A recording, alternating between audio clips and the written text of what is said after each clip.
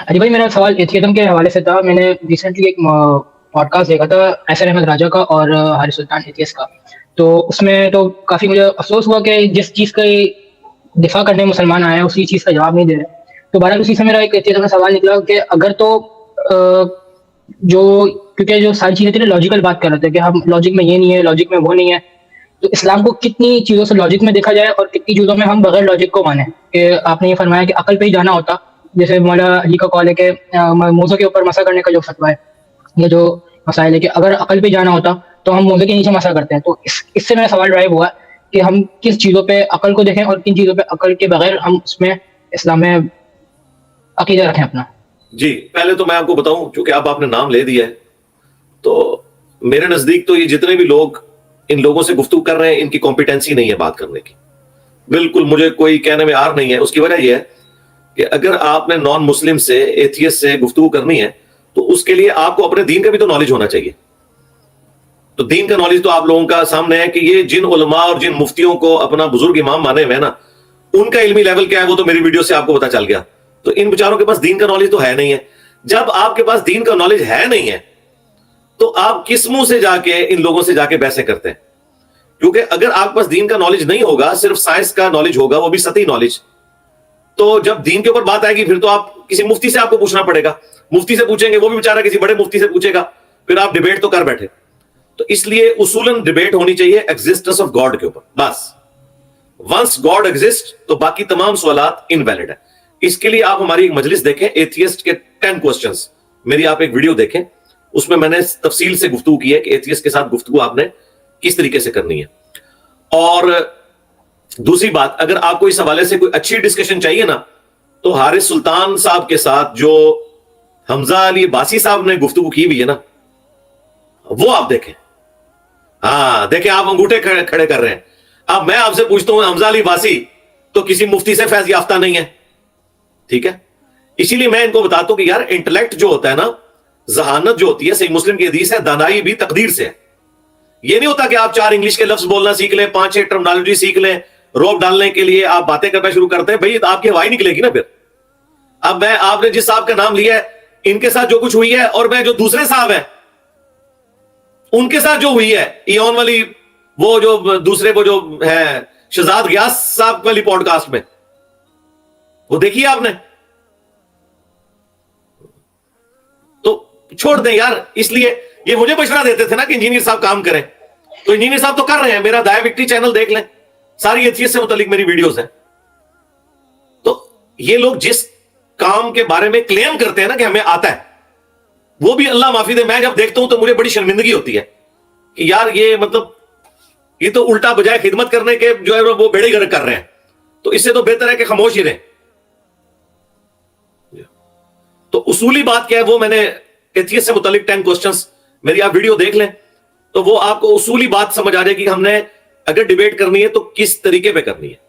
ये जो आपने लॉजिक की बात की है ना, लॉजिक वाली बात, लॉजिक इस्लाम में है, लेकिन जहां पे शरी अहकामात आएंगे ना, वहां पे लॉजिक को दखल नहीं होगा। ये बेसिक प्रिंसिपल है। कल को कोई शख्स कहता है जी इंसानी मुसावात यानी ह्यूमन इक्वालिटी ये है कि एक दफा प्रेगनेंसी की तकलीफ से मर्द गुजरे और एक दफा औरत गुजरे, तो लॉजिकली तो ये दुरुस्त ही लगता है। लेकिन मुझे बताएं, क्या फिजिकली ये पॉसिबल है कि ऐसा हो सके? पॉसिबल तो नहीं है।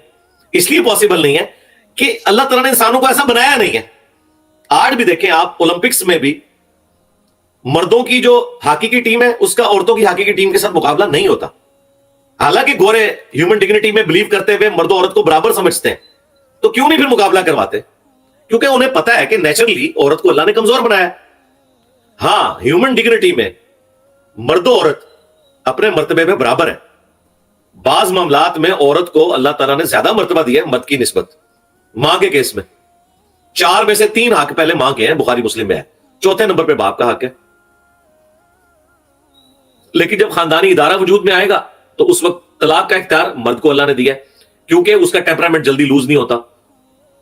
लेकिन दूसरी तरफ औरत को भी गुलाम नहीं बनाया, औरत को भी इख्तियार दिया खुला का, कि वो अदालत के थ्रू, कोर्ट के थ्रू, जुडिशरी के थ्रू खुला ले सकती है। उसे भी कोई गुलाम नहीं बना दिया कि वो पूरी जिंदगी एक मर्द के साथ ही रहेगी अगर वो उस पर जुल्म भी करता रहे। तो अगर आप टोटलिटी में मामलात को देखें اور پھر آخری بات, یہ سارے معاملات کو آپ نے آخرت کے ساتھ جوڑ کے دیکھنا ہے. آخرت کے کنسپٹ کے بغیر دین کا مقدمہ انکمپلیٹ ہے. ہم اس دین کے مقدمے کو ڈیفینڈ نہیں کر سکتے جس میں آخرت نہ ہو. ورنہ مجھے بتائیے, دنیا کی کون سی عدالت ہٹلر کو 6 لاکھ دفعہ پھانسی دے سکتی ہے؟ اگر 6 لاکھ مان لیا جائے, ویسے تو 60 لاکھ تھے وہ, چلے محتاط اندازہ 6 لاکھ یہودیوں کو جو اس نے ناحق قتل کیا, تو دنیا کی عدالت تو اسے 6 لاکھ دفعہ پھانسی نہیں دے سکتی. لیکن اللہ تعالیٰ تو 6 لاکھ دفعہ اسے زندہ کر کے موت دے سکتا ہے نا, اور 6 لاکھ یہودیوں کے ناحق قتل کے بدلے میں اللہ تعالیٰ اسے سزا دے سکتا ہے نا. دنیا میں حسین ابن علی کے ساتھ جو ظلم ہوا تو اللہ تعالیٰ بدلہ دلوائے گا نا. دنیا میں عمار ابن یاسر کے ماں باپ جو اسلام کے پہلے شہداء ہیں, سیدہ سمیہ اور سیدنا یاسر رضی اللہ عنہما وعلیہم السلام, ان کے ساتھ جو کچھ ابو جہل نے کیا, تو اس کا بدلہ تو عمار ابن یاسر دنیا میں تو نہیں لے سکے, آخرت میں لے لیں گے. تو اس طریقے سے دنیا میں اللہ تعالیٰ نے کسی کو مال دے کے ازمایا, کسی سے لے کے ازمایا, کسی کو تکلیف میں رکھ کر ازمایا, کسی کو آسائش دے کے ازمایا. آخرت کے ساتھ اسے جوڑیں تو وہ پرفیکٹ ماڈل بنے گا. اگر آپ دنیا میں لاجیکلی صرف ڈسکشن کرتے رہیں گے تو یہ ساری فضولیات ہیں. اس حوالے سے اگر کوئی, میں سمجھتا ہوں سب سے لاجیکل بندہ ہے نا جسے گفتگو کرنے کا ڈھنگ ہے, تو وہ جاوید احمد غامدی صاحب ہیں. ہمیں عقائد و نظریات میں ان سے لاکھ اختلاف, لیکن اللہ تعالیٰ نے انہیں غیر معمولی صلاحیت دی ہے. تو باقی یہ جو بیچارے پینٹ شرٹ پہن کے اور ایک ماڈرن نوجوان بن کے وہ سمجھتے ہیں ہم 4 انگریزی کے لفظ 5-6 ٹرمنالوجی سیکھ کے تو ان کو زیر کر لیں گے سامنے والوں کو, معذرت کے ساتھ وہ سامنے والے بہت اوپر ہیں ان سے. اور پھر انہیں اپنے پریزنٹ اسلامک ورلڈ کے اندر جو خرابیاں ہیں ان کا بھی جھوٹا دفاع کرنا پڑ جاتا ہے. انہیں اگر میں ان میں سے کسی کے ساتھ بیٹھا ہوں نا, تو میں آدھی باتیں تو پہلے ہی ان کی مان لوں گا کہ تم ٹھیک کہہ رہے ہو, لیکن یہ جرت ان لوگوں کے اندر نہیں ہے. ٹھیک ہے, یہ لوگ تو اپنی خوابوں کی دنیا میں رہتے ہیں. آپ دیکھیں, میں نام لیے بغیر بات کرتا ہوں چونکہ پرسنل بات کر رہا ہوں, صرف فیم کے ڈر سے اپنی لائف کو تھریٹ سمجھتے ہوئے آپ سے ایک بندہ پوڈ کاسٹ میں پوچھ رہا ہے جی آپ ٹی ایل پی کو جانتے ہیں؟ آپ کہتے ہیں میں ٹی ایل پی کو جانتا ہی نہیں ہوں, صرف اس لیے کہ کل کو میں کسی کالج یا یونیورسٹی میں جا کے درس دیا تو کوئی ٹی ایل پی والا سیدھا آ کے خنجری نہ میرے پیٹ میں مار دے, اور میں یہ نہ مانوں کہ انہوں نے کس طریقے سے ملک کو بلاک کیا اور کیا انہوں نے مینٹل ماڈل خراب کیے ہیں اور عام چھوٹے چھوٹے بچوں کو برین واش کر کے تو مسلمانوں کے اوپر چڑھا دیا. تو میں اتنا بولوں کہ میں کہہ رہا ہوں کہ مجھے پتہ ہی نہیں ہے. پھر اس سے بڑھ کے میں بھول پن یہ کہہ رہا ہوں کہ جی آپ نے احمد صاحب بریلوی صاحب کو پڑھا نہیں, وہ تو بڑے سافٹ تھے. انڈیا پاکستان میں احمد صاحب بریلوی سے بڑا کون کفر کے فتوے لگانے والا تھا؟ اس نے چھوڑا ہے کسی کو؟ اس نے اہل حدیث کو, دیوبند کو, شیعہ کو واجب القتل لکھا ہے, کیٹاگوریکلی لکھا ہے, کیٹاگوریکلی احکام شریعت میں, اور کہا ان کا ذبیحہ بھی مردار ہے, یہود اور نصارہ کا ذبیحہ حلال ہے, ان کا مردار ہے. تو اب ایک بندہ جو ہے وہ اپنے آپ کو بڑا ایکسپرٹ سمجھ رہا ہے اور وہ بڑا بھول پن کے اندر آ کے یہ کہہ رہا ہے کہ جی آپ نے احمد صاحب بریلوی صاحب کو صحیح طریقے سے پڑھا ہی نہیں ہے. اور بھائی تم نے نہیں پڑھا ہوا. اگر تمہیں نہیں پتا ان باتوں کا, کم از کم جھوٹا دفاع تو نہ یار ان لوگوں کا کرو جنہوں نے دین کا جنازہ نکالا ہے. اور یاد رکھیے گا, کل کو اگر انہی لوگوں کی حکومت آئی نا تو یہ جو لوگ ان کے حق میں بول رہے ہیں نا, سب سے پہلے انہوں نے ان کو پکڑ کے اندر کرنا ہے.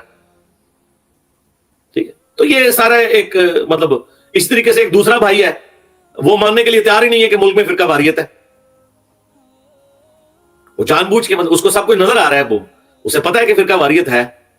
میرے سامنے بیٹھا ہے تو لاجواب ہو گیا ہے, میں نے ایک ایک چیز کھول کے سامنے رکھی ہے.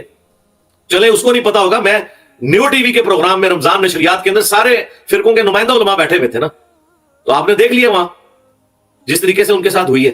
تو یہ خوابوں کی دنیا میں رہتے ہیں, اسی لیے تو چینج نہیں نہ لا سکے سرکار. چینج انجینئر صاحب کی وجہ سے کیوں آئی ہے؟ میں خوابوں کی دنیا کا بندہ نہیں ہوں, میں اپلائیڈ سائنسز کا بندہ ہوں. مجھے پتا ہے کہ یہ بات اس طرح نہیں اس طرح ہے. اس بات کو بس اتنا ڈیفینڈ ہم کریں گے, اس کے بعد ہم ڈیفینڈ نہیں کریں گے. تو میں یہ جتنے بھی نان مسلمز یا ایتھیسٹ کے ساتھ ان کے مجادلے چل رہے ہوتے ہیں, ان میں کئی معاملات کے اندر میں مخالفین کے موقف کو آلریڈی صحیح سمجھتا ہوں کہ پاکستان میں یہ نہیں ہونا چاہیے کہ جس کا دل کرے وہ اٹھ کے تو کسی کو بھی قتل کر دے, قانون کو ہاتھ میں لے لے. اگر یہ لوگ کہتے ہیں کہ ہم اس کے حق میں نہیں ہیں تو ان کے غائبانہ نماز جنازہ کیوں پڑھتے ہیں یہ لوگ؟ ان کے جنازے اتنے بڑے بڑے کیوں ہوتے ہیں دہشت گردوں کے؟ اگر یہ سمجھتے ہیں کہ دہشت گردی حرام ہے تو ان کے پھر جنازے اتنے بڑے بڑے کیوں ہوتے ہیں؟ بعد میں آ کے کہتے ہیں قانون کو ہاتھ میں لینا چاہیے. جس بندے نے قانون کو ہاتھ میں لیا اسے قانون جب سزا دیتا ہے تو 5-6 لاکھ بندے اس کے جنازے میں پہنچے ہوتے ہیں اور سارے فرقوں والے اس کے جنازے پڑھ رہے ہوتے ہیں. تو یہ بیسیکلی اس سسٹم کے اسیر ہیں, ان سسٹم کے بینیفیشری ہیں. اس سسٹم سے یہ لوگ چندے لیتے ہیں, اور سب سے بڑھ کے چونکہ انہوں نے پبلک میں جانا ہوتا ہے, یہ کوئی ایسی بات نہیں کر سکتے جس میں کسی مقتل فکر کو اس درجے میں ناراض کریں کہ وہ سیدھا اللہ اکبر کا نعرہ مار کے تو لبیک یا رسول اللہ کا نعرہ مار کے تو اسٹیج پہ چڑھے اور ان کو جو ہے نا وہ منزل مقصود تک پہنچا دے. اس لیے پھر یہ ایسی باتیں کریں گے اور کتمان حق کرنا پڑے گا ان کو. تو میرا تو ان سارے اسپیکرز کو مشورہ یہ ہے, خدا کے لیے آپ لوگ یہ کام چھوڑ کے نا تبلیغی جماعت کا بستر اٹھائیں, چپ کر کے سبحان اللہ و بحمدہ سبحان اللہ العظیم کی فضیلت بتائیں. یہ کام انجینئر صاحب کے اکیلے کندھوں پہ یہ سارا کام رہنے دیں, ٹھیک ہے, کیونکہ میں نے تو اپنی جان رکھ لی ہوئی ہے تھیلی پہ. ظاہر ہے میں نے اپنی دنیا کی زندگی تو کمپرومائز کر لی ہے, ایون اپنی فیملی کی زندگی بھی, ٹھیک ہے. تو یہ اگر آپ لوگ نہیں کر سکتے نا, پلیز یہ دین کو بدنام نہ کریں. بٹ یہ دین کی کوئی خدمت نہیں آپ لوگ کر رہے, یہ دین کو بدنام کر رہے ہیں جھوٹی لیپا پوتی کر کے. یہ آپ کے اپنے سٹیجز پہ تو چل جائے گی, لیکن جب آپ حارث سلطان صاحب کے سامنے جا کے بیٹھیں گے یا کسی اور بندے کے سامنے جا کے بیٹھیں گے نا, تو وہ آپ کی نہ اتار کے نہ پگڑی آپ کے ہاتھ میں پکڑا دے گا. ٹھیک ہو گیا جی.